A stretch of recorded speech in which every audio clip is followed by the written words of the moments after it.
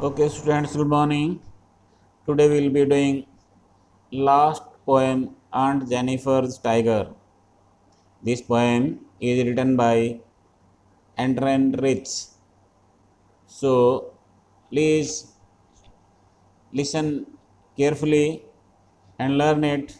So before we go for translation, we would like to know something about the Andren Rich. Andren Rich was there up to 1929, was born in Baltimore, Maryland. Adrienne Rich जो है कवि, ये Maryland में बेल्टिमोर के अंदर पैदा हुई थी, जो यूएसए के अंदर है. She is widely known for her involvement in contemporary women's movement as a poet and theorist. वो यानी पोएट जो है एंड्रन रिच औरतों की समकालीन आंदोलन में सहभागिता के बारे में कवित्री के रूप में और सिद्धांतकार के रूप में जानी जाती हैं. शी इज़ वाइडली नोन, वो बहुत अत्यधिक जान जाती हैं यानी प्रसिद्ध हैं. फॉर हर इन्वॉल्वमेंट, उनकी सहभागिता के लिए. कहाँ? कंटेम्प्रेरी वुमेन्स मूवमेंट, समकालीन औरतों के आंदोलन में. एज ए पोएट, कवि के रूप में. एंड थ्योरिस्ट, और सिद्धांतकार के रूप में. यानी एंड्रे रिच जो है वो एक पोएट के रूप में और सिद्धांतकार के रूप में अपने समय में समकालीन औरतों के आंदोलन में सहभागिता के रूप में बहुत ही जानी जाती हैं. She has published 19 volumes of poetry. She has published 19 volumes of poetry. वो कविता के 19 भागों को प्रकाशित कर चुकी हैं. 3 कलेक्शंस ऑफ एसेज, जो निबंध हैं 3 उनको. एंड अदर राइटिंग, और बहुत सारे लेखन को वो प्रकाशित कर चुकी हैं.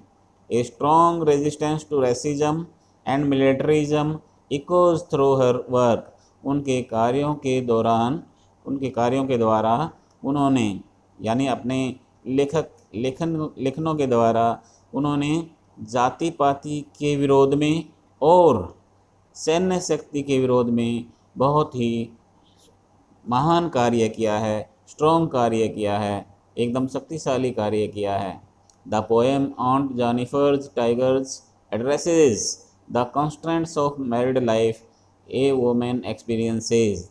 जो ये कविता है आंट जेनिफर्स टाइगर, इसमें औरतों के वैवाहिक जीवन के तजुर्बे में, वैवाहिक जीवन में जितने भी प्रतिबंध लगते हैं, जितनी भी बाधाएं आती हैं, उनका तजुर्बा इन्होंने इसमें अपना लिखा है. Okay students, again just see. Adrienne Rich was born in Baltimore, Maryland, USA.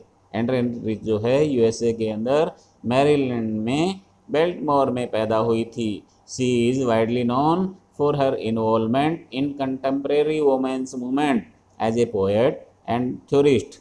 वो समकालीन औरतों के आंदोलन में एज कवि के रूप में और सिद्धांतकार के रूप में अच्छी तरह से जानी जाती हैं. She has published 19 volumes of poetry. उन्होंने कविता के लगभग 19 भागों को प्रकाशित किया है. 3 कलेक्शंस ऑफ एसेज, निबंधों के 3 संग्रह. एंड अदर राइटिंग्स, और बहुत सारे लेख उन्होंने लिखे हैं. A strong resistance to racism and militarism echoes through her work.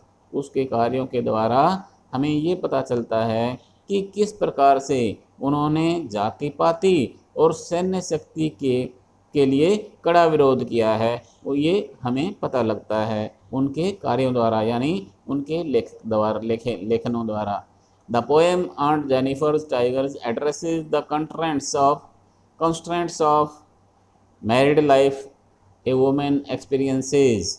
जो भी औरत अपने शादी वैवाहिक जीवन के दौरान जितनी भी प्रतिबंध, जितनी भी बाधाएं अनुभव करती है, उनका तजुर्बा इस कविता के अंदर दिया गया है. यानी जो आंट जेनिफर जो है वो अपने तजुर्बे से ये बताती है कि किस प्रकार से जो मेल मेंबर्स हैं, मेल कम्युनिटी है, वो फीमेल के ऊपर किस प्रकार से अपना प्रेशर बनाए रखते हैं, किस प्रकार से उनको अच्छा दर्जा नहीं देते हैं, वो सारी की सारी एक्सपीरियंस, वो सारा का सारा मतलब जो अपना एक्सपीरियंस इस कविता के दौरान देती हैं। Okay, come to the point before you read. What does the title of the poem suggest to you? जो ये कविता का टाइटल है, इससे आपको क्या पता चलता है, ये आपको क्या सुझाव देता है, कौन कौन से सुझाव देता है, क्या क्या बताता है आपको जो ये टाइटल दिया हुआ है। Are you reminded of other poems on tigers? क्या आपको टाइगरों के ऊपर दूसरी कविताओं के बारे में भी कभी ऐसा याद आया है जो आपने कभी पढ़ा हो? तो ये इसमें बताएगा। Aunt Jennifer's tigers prance across a screen. अब जो आंट जेनिफर है पोएट वो बताती है कि उनके द्वारा बनाए गए जो भी टाइगर्स हैं वो पर्दे के ऊपर बनाए गए हैं, वो हमेशा उछलते कूदते रहते हैं। प्रांस मीन्स उछलना कूदना। वो जो जो लेडीज़ अपने एक चौखट में जो बनाती रहती हैं चीज़ें, कोई भी फूल बना दिया, फ्लावर बना दिए, कभी कुछ बना दिया, तो इन्होंने क्या बनाया था, स्क्रीन पर्दे के ऊपर टाइगर बनाए थे, बाघ बनाए थे, जो हमेशा उछलते कूदते रहते हैं। Bright topaz denizens of a world of green. और ये जो टाइगर हैं जो जो इसमें पर्दे के ऊपर बनाए हैं, ये हरे भरे संसार के चमकीले पीले रंग के नागरिक दिखाई देते हैं, नागरिक दिखाई देते हैं। They do not fear the man beneath the tree. आज वहाँ पर कुछ दूरी पर पेड़ों के नीचे आदमी खड़े हुए हैं, लेकिन ये उनसे भी नहीं डरते हैं। They pace in sleek chivalric certainty. ये बड़े सुंदर, बहादुर और वीर दिखाई देते हैं। यानी जो आदमी, जो मेल कम्युनिटी फीमेल कम्युनिटी के ऊपर अपना प्रेशर बनाती है, अपनी ऐंठ दिखाती है, अपना प्रभुत्व दिखाती है, वो ये इनके द्वारा बताती हैं कि जो औरतें, जिन औरतों ने इन बागों को पर्दे के ऊपर बनाया है, ये इतने सुंदर दिखाई देते हैं, ऐसे लगते हैं कि हरे भरे संसार के मानो पीले रंग के, चमकते हुए पीले रंग के सुंदर ये नागरिक हों। They do not fear the man beneath the tree. और ये इतने बहादुर, इतने वीर, इतने सुंदर होते हैं कि कुछ दूरी पर पेड़ों के नीचे आदमी खड़े हैं, लेकिन उनसे भी नहीं डरते हैं। Aunt Jennifer's fingers fluttering through her wool. अभी इनके ऊपर फीमेल के ऊपर इतना प्रेशर रहता है घर का, सारा दिन काम में लगी रहती हैं, इनको आराम नहीं मिलता है, लेकिन फिर भी मेल कम्युनिटी खुश नहीं होती है इनसे, तो हमेशा इनको बिजी बनाए रखती है, और खुद चाहे करें ना करें लेकिन इनके ऊपर प्रेशर ज़रूर बनाए रखते हैं। अपनी ऐंठ जो है, अपनी अक्कड़ जो है, अपना प्रेशर जो है इनके ऊपर कंटिन्यू बनाए रखते हैं। अब ये आंट जेनिफर बोलती हैं कि वो काम करते करते इतनी कमज़ोर हो गई हैं कि उनकी जो वो पर्दे पर ये बाघ बना रही थी, टाइगर बना रही थी, अभी वो ऊन जो उनकी जो सुई होती है, जिस सुई से ये बनाते हैं, उसको खींचते खींचते अब उनकी उंगलियां कांप रही हैं, यानी बहुत कमज़ोर हो चुकी हैं जिंदगी भर, जीवन भर काम करते करते। Her wool find even the ivory needle hard to pull. जब ये पर्दे पर अपने बाग बना रही होती हैं, तो इनकी जो सुई है, जो बिल्कुल हाथी के दांत जैसी बनी हुई है, हाथी के दांत जैसी बिल्कुल तीखी शार्प बनी हुई है, उसको खींच नहीं पाती हैं। उसको खींचते हुए इनके हाथ कांप रहे हैं, क्योंकि अब इतनी कमज़ोर हो चुकी हैं। जीवन भर कार्य करते करते, जीवन भर घर के काम का बोझ उठाए हुए अब ये काफ़ी कमज़ोर हो गई हैं। The massive weight of a uncle's wedding band sits heavily upon aunt Jennifer's hand. और ये कहती हैं कि अंकल की शादी के जो बंधन हैं वो उन बंधनों का बोझ इनके हाथों के ऊपर बहुत ही भारी दिखाई देता है, बहुत ही भारी पड़ता है। यानी उनके बंधनों में, शादी के बंधनों में बंधकर सारा दिन कामों में लगे रहते हैं और ये इतना बोझ हो गया है इन हाथों के ऊपर कि वो बिल्कुल भी हैवी लगने लगे हैं। वो बोझ जो हैं, जो यानी वो जो कार्य हैं अब बहुत भारी लगने लगे हैं। द मैसिव वेट मतलब बहुत ज़्यादा वजन ऑफ अंकल्स वेडिंग, अंकल की शादी के बंधनों का जो बोझ है वो बहुत ही ज़्यादा है, यानी भारी है। Sits heavily upon aunt Jennifer's hand, और ये हमेशा आंट जेनिफर के हाथों पर ही रहता है। अब बहुत वजन हो गया है। वो कार्य यानी जो बहुत आराम से करते रहते थे, अब बूढ़ी अवस्था, वृद्धावस्था आने के कारण ये बहुत ही भारी लगने लगे हैं। जो वो टाइगर अपने पर्दे पर, स्क्रीन पर अच्छी तरह से बना लेते थे, अब वो बिल्कुल भी बनाने में कमज़ोर हो गए हैं, असमर्थ हो गए हैं, क्योंकि अब उनसे उनके हाथों से जो ऊन की, वो जो ऊन, सुई में ऊन डली हुई है, वो सुई हाथी के दांतों से बनी हुई है, लेकिन वो उसको खींच नहीं पा रहे हैं। उनको खींचते हुए उनकी उंगलियां कांप रही हैं, यानी वो काम करते करते सारा जीवन अब कमज़ोर हो गई हैं। When aunt is dead, her terrified hands will lie still ringed with ordeals she was mastered by।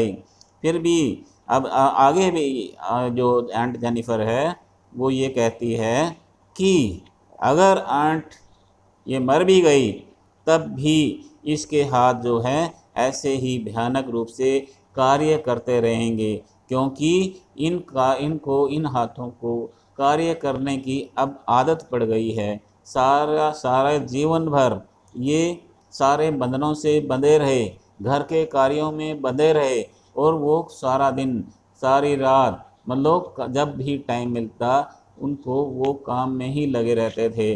अब ये मर भी जाएगी तो भी इसके कार्य उन हाथों से बंधे रहेंगे, यानी वो कार्य करते ही रहेंगे, क्योंकि ये बिल्कुल उन बंधनों में बंध गई हैं।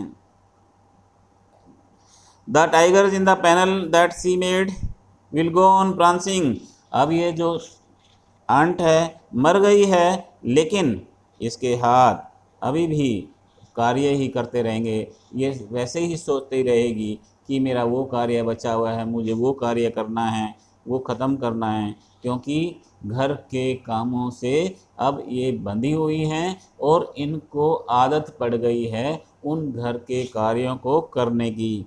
और ये कहती हैं कि जो पर्दे पर इन्होंने ये टाइगर बनाए थे, ये हमेशा ऐसे ही कुछ उछलते रहेंगे, कूदते रहेंगे, गरों से भरे हुए रहेंगे और बिल्कुल भी कभी भी डरेंगे नहीं, क्योंकि ये जो फीमेल कम्युनिटी थी ये हमेशा मेल कम्युनिटी से डरती आई है, और हमेशा मेल कम्युनिटी ने इनके ऊपर अपना प्रेशर बना के रखा है, क्योंकि इन आदमियों ने यही सोचा है कि औरतें तो कार्य करने के लिए होती हैं, हमेशा काम करने के लिए होती हैं, और हमेशा ये बच्चे पैदा करती हैं और करती रहेंगी, और इनका परवरिश भी इन्हीं की जिम्मेवारी है। ये सारी इतनी जिम्मेवारियां इनके ऊपर डाल देते हैं, जो सारा जीवन उठाए रहती हैं और कमज़ोर हो जाती हैं, और ये इन घर के कार्यों में ऐसे बंध जाती हैं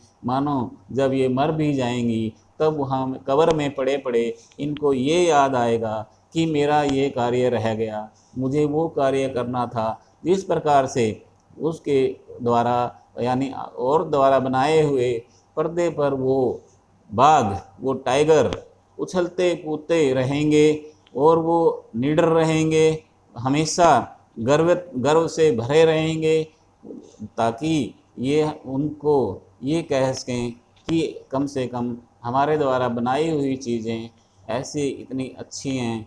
तो ये बच्चों, ये यहाँ पर कवि जो पोएट है उन्होंने ये वर्णन किया है कि किस तरह से जीवन सारे जीवन भर औरतें जो हैं ये वजन उठाए रखती हैं, घर के कार्यों में बंधे रहती हैं, और कुछ कार्य उनको करने का मौका ही नहीं मिलता, क्योंकि आदमी का इसके ऊपर दबाव बना रहता है जीवन भर, और आदमी भी इनको घर के कार्यों से बाहर नहीं निकालता है। वो यही कहता है कि घर का कार्य तो केवल औरत की ही जिम्मेवारी है, बच्चों को पैदा करना और उनकी परवरिश करना केवल औरत की ही जिम्मेवारी है।